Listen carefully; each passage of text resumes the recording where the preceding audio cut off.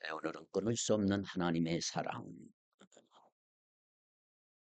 네, 러시아의 3대 작가가 있습니다. 러시아의 작가 3대 문호인 톨스토이, 도스토예프스키, 그리고 러시아의 사실주의 문학을 대표하는 소설가 이반 투르게네프라고 하는 사람이 있습니다. 이반 투르게네프. 자, 이 사람이 어느 날 사냥을 마치고 집으로 돌아오게 됐습니다. 정문을 지나고 있는데 잔디밭에 새끼 참새 한 마리가 떨어져 있는 모습이 보였어요. 그 잔디에서 뭔가 막 움직이니까 이 드로게네프의 사냥개가 재빠르게 참새를 덮쳤어요. 이 모습을 본 어미 참새가 어디선가 날라와서 사냥개의 얼굴을 마구마구 쪼기 시작했습니다. 사냥개는 사납게 짖기 시작했지만 그래도 결코 포기하지 않고 어미 참새는 맹렬히 달려들었어. 결국 힘이 빠진 어미 참새는 사냥개의 공격을 받고 죽고 말았는데 이 모습을 본 이 투르게네프는 엄청난 충격을 받았습니다. 저렇게 작고 연약한 존재를 세상에서 가장 용기 있게 만드는 것이 뭔가? 어머니의 사랑이구나. 어미의 사랑이구나. 그리고 그 후부터 사냥을 나갈 때마다 그 참새의 생각이 떠나질 않는 것입니다. 그래서 결국 머지않아 그는 유일한 취미였던 사냥을 포기했고 자신의 경험을 토대로 참새라고 하는 소설을 쓰기 시작을 했습니다. 자신을 희생하며 새끼를 지켜내는 이 어미 참새의 위대한 모성애를 그린 그 감동적인 단편 에세이집을 썼습니다. 하나의 큰 이 책이 아니고 단편집입니다. 어떤 책이 안에 들어있는 조그만 에세이집이라고 할 수가 있죠. 어미 사랑. 하나님의 사랑에 비하면 비할 것 없지만 그 어머니의 사랑을 아주 특출나게 쓴 책이라고 할 수가 있겠죠. 페이스북의 설립자인 마크 저커버그라고 하는 사람이 있죠. 이 사람이 한 인터뷰에서 페이스북의 사업 아이디어를 어디서 냈느냐 물으니까 시편 139편입니다. 이렇게 고백을 했습니다. 시편 139편 1절에서 4절에서 아이디어를 얻었다. 저커버그는 하버드에 나왔죠. 하버드 대학교 룸메이트로부터 처음 성경에 대해서 배웠다고 고백을 합니다. 발람 돈 키라라고 하는 룸메이트가 있었는데 그는 성경이 폭탄과 같다 이렇게 고백을 하고 다니는데 성경은 폭탄과 같다. 아직도 그 의미는 정확히 모르겠지만 성경을 내게 추천하는 것처럼 들렸다. 돈 발람은 내가 성경을 읽겠다고 하자 정말로 흥분하기 시작했다. 그는 내게 처음부터 시작해야 한다고 말했지만 난 성령이 인도하신 대로 가자라고 말했다. 성경을 처음 펼쳤을 때 시편 139편을 보았다. 정말 훌륭한 사업 모델이구나 이렇게 생각을 하고 이러한 회사를 만들고 싶다라고 고백을 하지요. 그는 이렇게 말했어요. 시편 139편 1절에서 4절을 읽을 때 무언가 떠오르는 게 있었다. 하늘에서 반짝거리는 것을 보았고 천사들의 목소리를 들었다. 천사들의 수리가 수십억 개의 서버 소리와 같고 천상의 반짝거림이 백라이트 키보드처럼 보인다고 하면 가정해 보라. 이 사람이 고백한 것이 그것입니다. 자, 여러분 시편 139편 1절에서 4절 한번 읽어보십시오. 어떤 내용인가요? 시작. 여호와여 주께서 나를 살펴보셨으므로 나를 아시나이다. 주께서 내가 앉고 일어섬을 아시고 멀리서도 나의 생각을 밝히 아시오며 나의 모든 길과 내가 눕는 것을 살펴보셨으므로 나의 모든 행위를 익히 아시오니 여호와여 내 혀의 말을 알지 못하시는 것이 하나도 없으시니이다. 아멘. 그렇습니다. 저커버그는 사업의 모델을 생각하라고 하는데 이 시편 139편의 내용이 뭐냐면 내가 하나님 앞에 놓여 있는 존재라고 하는 것. 하나님의 손길 아래 놓여 있는 존재임을 139편은 노래하고 있습니다. 이것을 우리는 하나님의 주권 혹은 하나님의 섭리쯤으로 이야기할 수가 있을 거예요. 이것은 한마디로 나는 주님 손안에 있다. 주님 손안에 내가 있다. 주님의 지배 아래 있다. 이 고백을 하고 있는 거지요. 자, 이 말은 나는 하나님의 손안에 있으니 나는 꼼짝없다. 내가 하고 싶은 거 할 수 없는 것이 없다. 이제 나는 다 틀렸다. 이런 말이 아니죠. 하나님께서 하나님의 손안에서 철저하게 보호하시고 지켜주신다. 이 사랑에 대한 고백이라고 말할 수가 있겠지요. 그래서 오늘 본문 로마서 8장 31절로 38절 역시 사도 바울은 이 고백을 지금 우리에게 하고 있는 것입니다. 31절 보면 만일 그런즉 이 일에 대하여 우리가 무슨 말하리요? 만일 하나님이 우리를 위하시며, 다른 말로 말하면 이런 말이에요. 하나님께서 나를 붙들고 계시다면 도대체 이것을 막을 자 누구 있겠는가? 하나님이 나를 붙들고 계시다면 막을 자가 누가 있겠는가? 나의 구원을 훼손시킬 자 누구인가? 하나님께서 나를 사랑하시는 그 사랑 안에서 끊을 것이 과연 무엇이 있겠는가? 말이죠. 그렇다면 여러분, 결코 누구도 무엇도 끊을 수 없는 그 하나님의 사랑이 우리 믿음에 그리고 우리의 삶 속에 어떤 영향을 끼치고 있는지 어떻게 우리는 확신할 수가 있을까? 여러분은 삶이 여러분을 속이고 있다고 생각할 때가 없는가요? 삶이 나를 속이고 있다. 내가 믿는 것과 다르게 내 인생이 흘러갈 때 내가 믿고 있는 것이 잘못된 것은 아닐까? 이런 질문을 가질 수가 있을 거예요. 요즘에 워낙 사람들이 속이는 것들이 많으니까 나도 그렇게 속고 있는 것은 아닐까? 얼마든지 생각할 수가 있어요. 특별히 내가 어떤 힘든 일을 겪고 있을 때 내 삶의 어려움과 현실의 무게 때문에 힘겨운 날을 어느 날 보내고 있을 때 주님을 믿으며 사는 것이 뭔가 이렇게 충분히 생각할 수가 있을 것입니다. 내가 믿는 것과 다른 현실의 어려움을 마주할 때 생기는 그 갈등이 생길 수가 있어요. 삶이 나를 속이고 있다고 느껴지는 상황들. 그렇다면 우리는 어떻게 하면 좋을까? 그럴 때 오늘 우리의 할 일은 분명해요. 우리의 할 일은 뭐냐? 확신하는 것입니다. 확신하는 일. 삶이 우리를 속일지라도 우리가 할 수 있는 일, 삶이 우리를 속일지라도 우리가 가질 수 있는 것, 확신입니다. 확신. 삶이 우리를 속일지라도 우리는 확신할 수가 있어요. 우리가 믿고 있는 바와 다른 현실을 만나고 삶이 이해되지 않을 때에도 그럴지라도 우리는 확신할 수가 있는 거지요. 그러나 우리에게 있는 확신은 무모한 믿음이나 이유 없는 맹신이 아니지요. 그럴 만한 이유와 근거가 있는 확신. 그렇게 말할 수가 있는 거죠.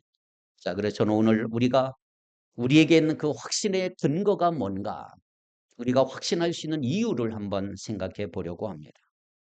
그렇다면 삶이 우리를 속일지라도 우리가 확신할 수 있는 게 뭘까요? 첫째, 하나님이 하신 일 때문에 그렇습니다. 하나님이 하신 일 때문에 우리는 확신할 수가 있다. 자, 31절 같이 읽겠습니다. 로마서 8장 31절 시작. 그런즉 이 일에 대하여 우리가 무슨 말 하리요? 거기까지 보십시다. 그런즉 이 일에 대하여 우리가 무슨 말 하리요? 그렇다면 이런 일을 두고 우리가 무엇이라고 말할 수 있을까요? 오늘 본문은 로마서 두 번째 본문인 5장, 6장, 7장, 8장까지의 결론이라고 할 수가 있어요. 어떤 내용이냐? 하나님이 예수님을 통해서 우리에 대한 자기의 사랑을 확증하셨다. 우리를 자유케 하셨고 우리에게 소망이 되는 선을 이루셨다라고 하는 것. 하나님의 뜻대로 완벽한 계획 가운데 저와 여러분을 구원하셨다라고 하는 거지요. 자, 이렇게 하나님이 하신 그 일에 대하여 바울이 지금 질문하고 있는 거예요. 이 일에 대하여 우리가 무슨 말 하리요? 우리가 무슨 말을 더할 수 있겠습니까? 무슨 말을 내가 덧붙일 수 있을까요? 하나님이 하신 일입니다. 자, 바울은 지금 하나님이 하신 일이 이루어집니다. 제가 더할 말이 없네요. 이런 식으로 덤덤하게 이 사실을 전하고 있는 게 아니라 바울은 이 진리를 생각하면 하나님이 하신 일의 놀라움에 압도되어서 벅찬 감동으로 지금 이 말을 하고 있는 거예요. 내가 어떤 말을 더 할 수 있겠습니까? 하나님이 완벽한 하신 일에 대하여 말이죠. 하나님이 모든 것을 합력하여 선을 이루신다는 사실을 생각해 볼까요? 우리를 사랑하심으로 미리 선택하시고 부르시고 의롭다 하시고 결국 영원롭게 하시는 구원의 계획과 하나님이 하신 일을 한번 생각해 보세요. 하나님이 하신 일을 생각할 때 오늘 우리 마음에 감동이 있지 않습니까? 어떻게 우리를 미리 선택하셨을까? 어떻게 부르시고 어떻게 의롭다 하셨을까? 우리 마음이 벅차오르지 않나요? 바울은 그 뜨거운 마음을 연속되는 질문으로 표현하고 있는 거예요. 그러면서 이 질문들로 우리에게 좀 도전합니다. 저는 오늘 이 시간 이 질문들을 통해서 여러분의 마음도 바울처럼 진격으로 뜨거워졌으면 좋겠습니다. 바울의 세 개의 질문 한번 살펴볼까요? 하나님이 하신 일은 뭘까요? 31절에 만일 하나님이 우리를 위하시면 누가 우리를 대적하리요? 하나님이 우리 편이시면 누가 우리를 대적하겠는가? 첫 번째 질문 이겁니다. 누가 우리를 대적하리요? 누가 우리를 대적하리? 자, 여러분 살아가는 삶의 현실이 어때요? 우리의 대적이 있어요, 없어요? 얼마나 많은지 몰라요. 원수들 많아요. 무수히 많은 대적들을 우리는 날마다 상대하고 있어요. 우리를 방해하고 우리를 맞서는 대적들이 얼마나 많습니까? 이 사실은 사실 바울이 누구보다 잘 알아요. 바울은 끊임없이 계속되는 대적들의 공격과 방해와 위협을 느끼며 살아왔던 사람이에요. 다양한 대적들이 끈질기게 바울을 괴롭혔고 공격했던 거예요. 자, 그렇다면 오늘 우리는 어떻습니까? 경건하게 살고자 했을 때, 나 이제 올해는 예수 더 잘 믿을 거야. 경건하게 마음 먹었을 때 고난과 핍박이 더 오지 않나요? 우리를 힘들게 하는 것들이 얼마나 많습니까? 세상과 세상에 속한 것과 마귀와 타락한 영들이 우리를 얼마나 대적하고 있나요? 우리가 대항하기 어려운 적들이 널려 있어요. 우리의 죄악된 본성이 우리를 힘들게 할 때도 있고 때로는 피할 수 없는 어려운 상황들을 우리가 만날 때도 있어요. 그래서 누가 우리를 대적하리오라고 하는 이 바울의 질문은 우리에게 대적이 없다라고 말하는 게 아니고 우리의 대적이 되는 그 모든 일들이 우리와 싸움이 되지 않는다 이 말이에요. 우리와 게임이 되지 않는다 이 말이에요.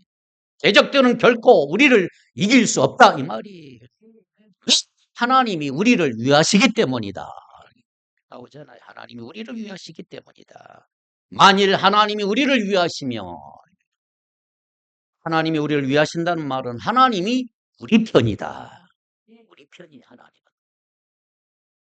여러분 하나님은 우리 편이십니다. 믿습니까? 그래서 우리의 대적은 단순히 우리를 맞서는 게 아니라 하나님을 맞서는 거예요. 아니 누가 하나님과 맞서요? 우리의 대적은 곧 하나님의 대적이에요. 친구의 친구는 나에게도 친구예요. 그리고 친구의 적은 나에게도 적이에요. 우리가 하나님의 친구이기 때문에 우리의 적은 하나님의 적이에요.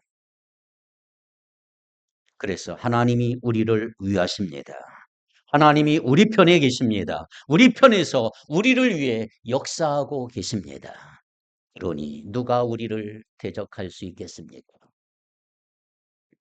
그 누구도 그 어떤 것도 하나님 편에 있는 우리를 궁극적으로 해하거나 과연 대적할 수가 있을까? 그 누구도 그 어떤 것도 하나님을 이길 수 없는 거예요. 혹시 여러분 두려움이 되는 대적이 있나요? 여러분을 두렵게 하는 게 뭡니까? 무엇이 여러분에게 두려움이 되고 무엇으로 인해 염려와 걱정이 되는 게 뭘까요? 바울의 질문을 다시 한번 생각해 보십시오. 누가 우리를 대적하리요? 그리고 하나님이 우리를 어느 정도 위하시는지를 한번 볼까요? 32절입니다. 1장 32절 시작. 자기 아들을 아끼지 아니하시고 우리 모든 사람을 위하여 내주신 이가 어찌 그 아들과 함께 모든 것을 우리에게 주시지 아니하겠느냐. 아멘. 자기 아들을 아끼지 아니하시고 우리 모두를 위하여 내어주신 분이 어찌 그 아들과 함께 모든 것을 우리에게 선물로 거저 주지 않으시겠느냐. 하나님이 우리를 어느 정도 위하신다고요? 우리를 하나님 편에 있게 하시려고 어떤 일을 하셨어요? 하나님은 자기 하나밖에 없는 외아들 독생자 자기 아들을 아끼지 아니하시고 우리를 위해 내어 주셨다. 나를 위해 독생자를 십자가에 죽게 하셨다. 그렇다면 여러분, 아들을 아끼지 아니하시고 내어 주신 분이 무엇을 아까워하실까요? 우리가 구원의 완성으로 그 영광으로 나가는 동안 필요한 모든 것들, 영적인 것뿐만 아니라 물질적인 것까지 그 모든 것들을 힘없이 주실 줄 믿습니다. 우리의 현실이 하나님이 하신 일을 잊어버리게 만들고 우리의 현실이 하나님이 하신 일과 다른 이야기를 하는 것처럼 생각될 때, 그런 의심이 생길 때, 삶이 우리를 속이고 있을 때 우리는 하나님이 하신 이 일을 생각하고 확신할 수가 있다 이 말이에요. 그렇습니다. 삶의 문제나 내가 만나는 현실이 어려움, 그런 힘겨운 일을 만날 때 여러분 하나님의 일, 그 십자가를 생각하시기 바랍니다. 나를 위해 죽으신 예수님을 한번 생각해 보십시오.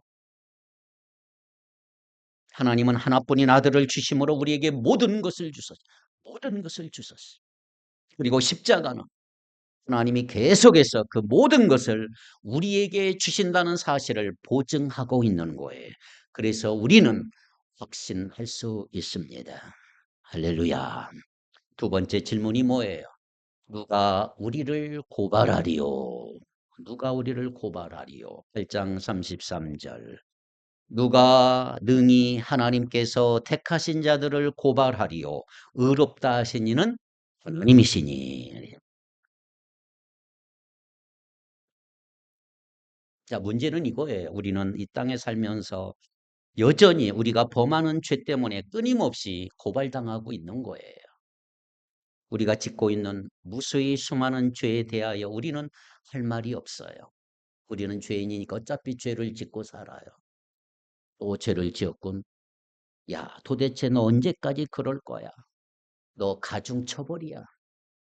도대체 너는 뭐 하는 사람이야? 이 많은 죄를 짓고 어떻게 하려고 또 그 죄를 졌느냐? 뭐 우리는 할 말이 없어. 여러분도 이런 고발을 생각해 본 적 있나요? 계속해서 우리를 고발하고 참소하는 마귀와 타락한 영들을 보세요.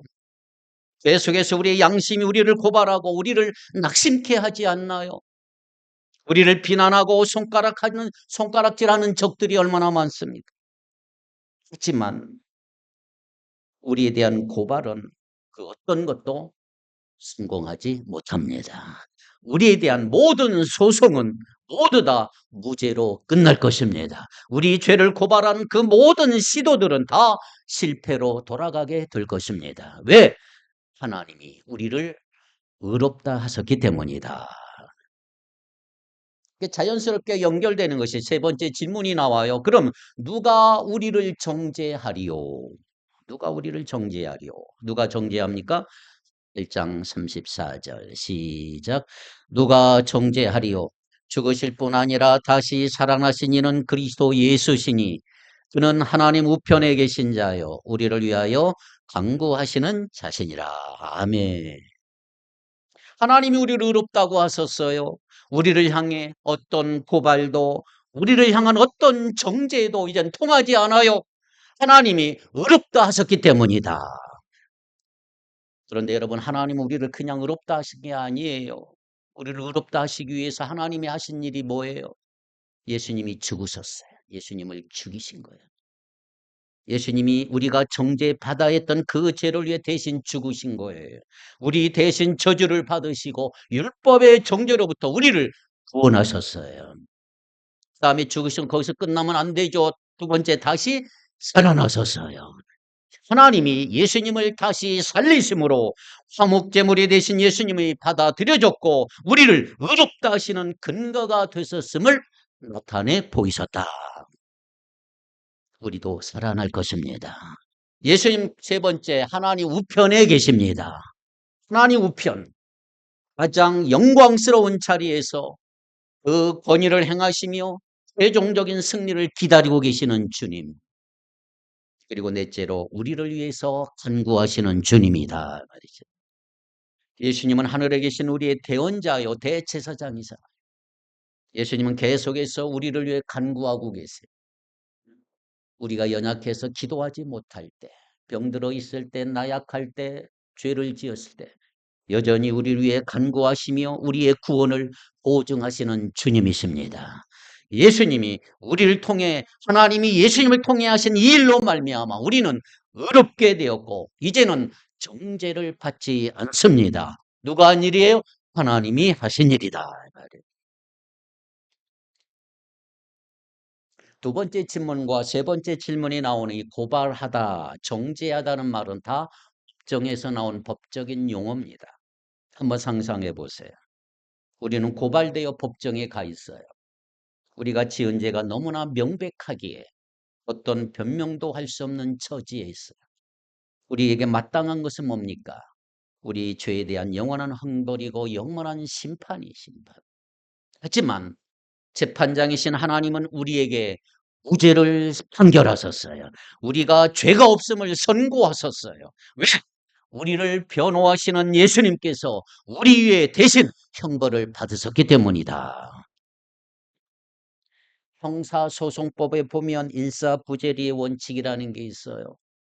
한번 판결이 낸 사건에 대해서는 다시 공소를 제기할 수 없는 원칙, 이게 일사부재리의 원칙. 마치 그런 것처럼 예수님이 나의 모든 죄에 대해서 판결을 받으셨어요. 그래서 이제는 나의 죄에 대해서는 더 이상 판결은 없습니다. 이미 끝난 거다.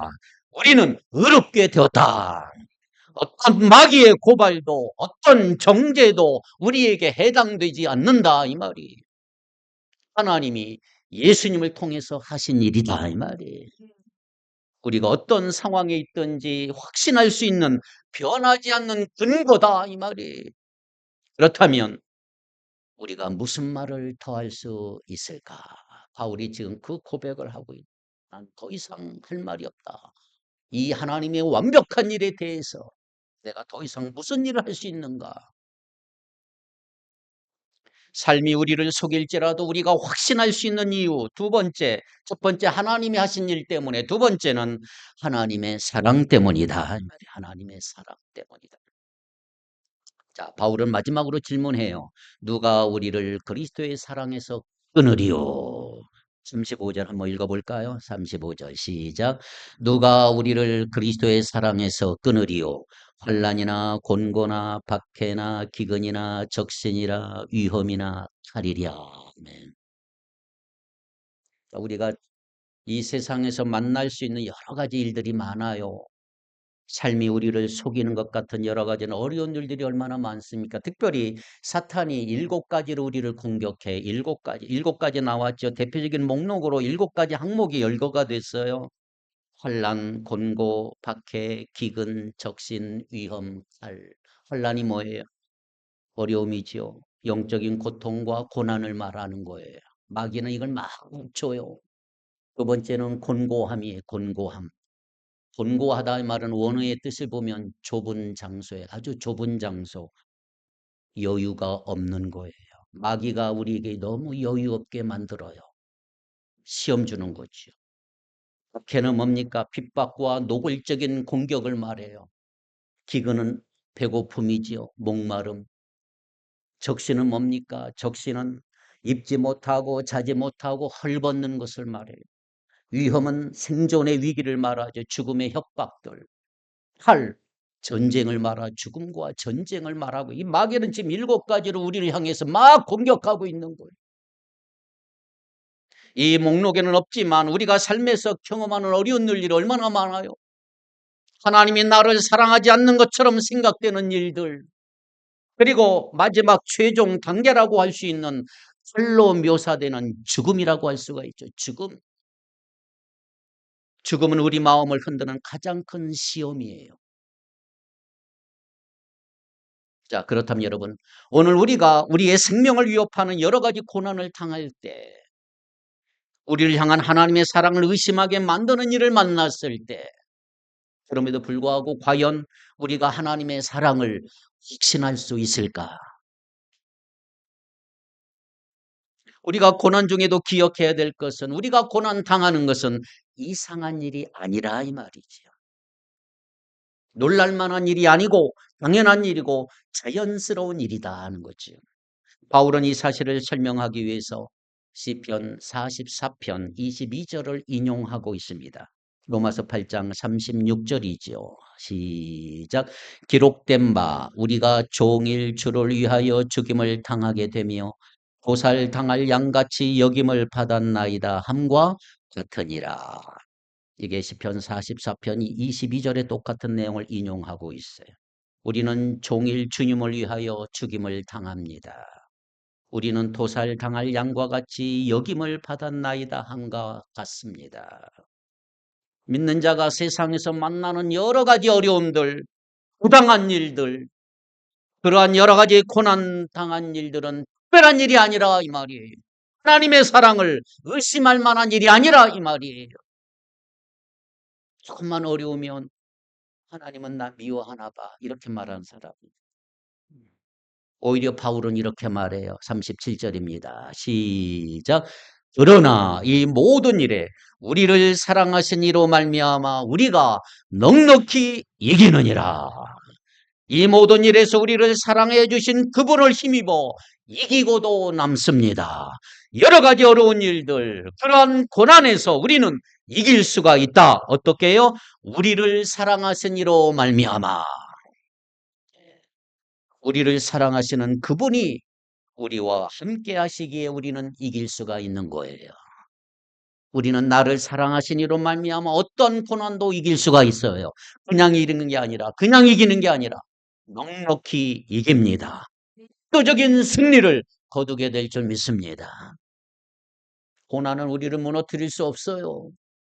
최악의 상황을 만난다 할지라도 결국은 우리가 승리할 것입니다. 우리의 승리는 확정되어 있다. 그래서 하나님은 여기 아주 귀한 말을 했지요.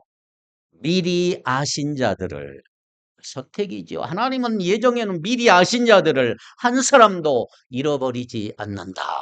하나님은 그 모든 것 사용하셔서 사랑하는 자들의 선을 이루시는 줄 믿습니다. 하나님은 우리의 모든 삶 가운데 사랑으로 역사하셔서 그 뜻을 이루어 가실 것입니다. 그래서 우리에게 있는 고난은 오히려 하나님의 사랑을 실제로 경험하고 그 사랑을 깊이 이해하는 기회가 될 수가 있다. 그래서 우리가 하나님의 사랑을 확신할 수 있는 것입니다.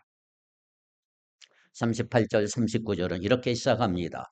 내가 확신하노니 사망이나 생명이나 천사들이나 권세자들이나 현재일이나 장래일이나 능력이나 39절 시작.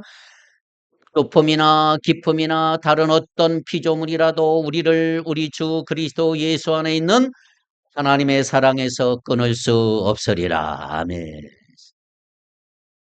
그렇습니다. 그 어떤 것도 하나님의 사랑에서 우리를 끊을 수 없어요. 사망이나 생명이나 우리가 경험하는 그 어떤 것도 천사들이나 권세자들이나 세상에 있는 그 어떤 존재도 현재일이나 장래일이나 능력이나 높음이나 깊음이나 어떤 시간이나 공간에서도 어떤 세력이라도 하나님의 사랑에서 우리를 결코 끊을 수 없느니라. 왜? 하나님이 우리를 사랑하시기 때문이에요. 사랑하시기 때문에. 그런데 하나님이 우리를 사랑하시는 어떤 다른 이유가 있는 게 아니에요.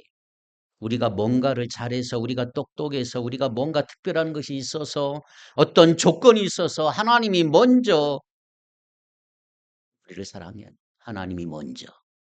인간의 조건이 아니고 하나님이 먼저 우리를 사랑하시기로 하셨기 때문이다. 그 어떤 것도 하나님의 사랑에서 우리를 끊을 수 없다. 지금 우리의 상황과 우리가 겪는 고난과 어려움과 관계없이 하나님의 사랑은 영원하고 변함이 없음을 믿습니다. 어떤 것도 그 사랑을 막을 수 없고 그 사랑을 바꿀 수 없고 이길 수 없습니다. 하나님이 우리를 사랑하셨고 끝까지 사랑하시고 그래서 우리가 확신할 수 있는 것이다 하는 거죠. 자, 많은 경우에 우리가 잘못을 했고 죄를 지으면 그 사랑에 대해 의심이 생길 수가 있어요. 끊어지지는 않더라도 하나님이 나를 덜 사랑하신 것 같은 생각이 들고 나를 좀 외면하지 않으실까 걱정하는 분도 있어요. 나를 받아주시지 않을 것 같은 두려움이 생길 수도 있고 죄가 주는 영향이고 죄의 영향 결과라고 할 수가 있습니다. 하지만 분명한 것은 하나님의 사랑은 변함이 없습니다. 우리는 죄를 자백함으로 깨끗함을 받아 언제나 그 앞에 나갈 수가 있는 거예요. 절대로 잊지 마시고 어떤 상황에서도 변함없는 하나님의 사랑을 기억하기를 바랍니다. 하나님의 사랑은 우리가 뭔가를 해서 끊을 수 있는 게 아니고 그 어떤 것도 우리를 향한 하나님의 사랑을 끊을 수 없기에 나의 상태나 나의 행위에 따라 사랑이 변하는 건 아니라고 하는 것을 아셔요. 기억하셔야 합니다. 하나님의 사랑은 하나님은 우리를 일방적으로 먼저 사랑하셨고 변함없이 쓰십니다. 믿습니까? 옆에 분 그렇게 얘기합시다. 우리가 그런 사랑을 받은 자입니다. 아멘. 자, 그렇다면 이제 여러분들에게 숙제를 하나 내드리려고 합니다. 이제 우리가 할 일은 뭐냐? 그런 하나님의 일방적인 사랑을 받은 사랑, 일방적인 사랑을 받은 우리를 변함없이 사랑받은 저와 여러분은 이제 어떻게 해야 돼요? 그 사랑의 일방적인 사랑을 받은 자로서 당당하게 반응해야 되는데 어떻게 반응해야 하느냐? 어떻게 반응해야 될까? 하나님의 사랑을 우리가 받았어요. 이제 어떻게 해야 돼요? 여러분, 하나님의 사랑을 짝사랑으로 만들지 마세요. 시작은 하나님의 일방적인 사랑이지만 속에서 일방적 사랑으로 받기만 해서는 안 돼요. 이제 우리가 할 일은 뭐예요?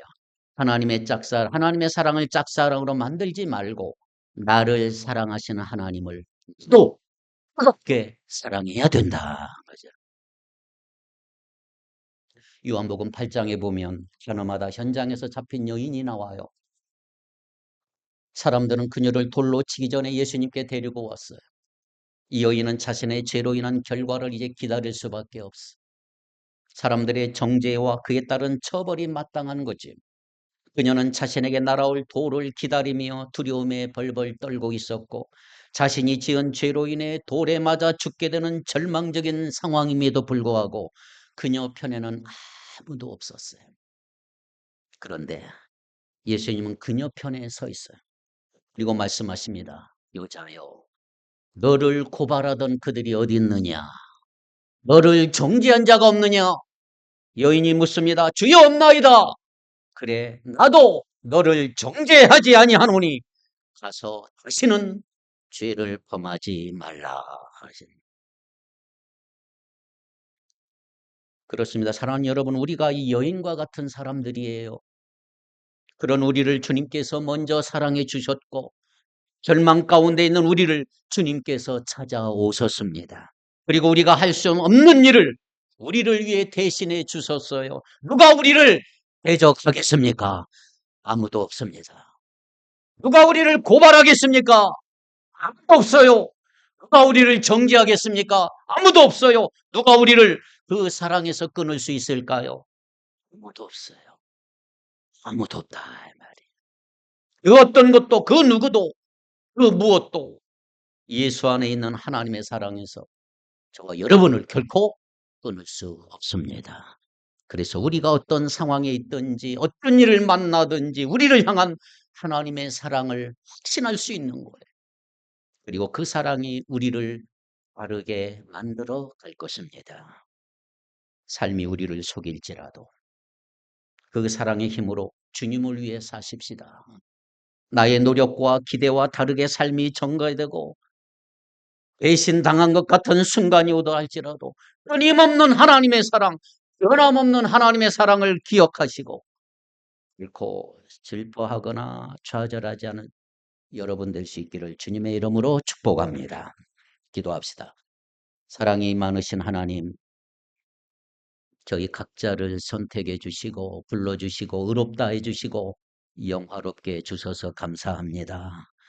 예수님 안에서 의롭다함을 받아 하나님의 자녀이자 하나님의 상속자가 된 저희가 더 이상 고난으로 괴로워하지 않게 해 주시옵시고, 예수님 안에 있는 저희를 대적할 자 없고 정죄할 자가 없고 하나님의 사랑으로부터 끊을 자가 없음을 잊지 않게 하여 주옵소서.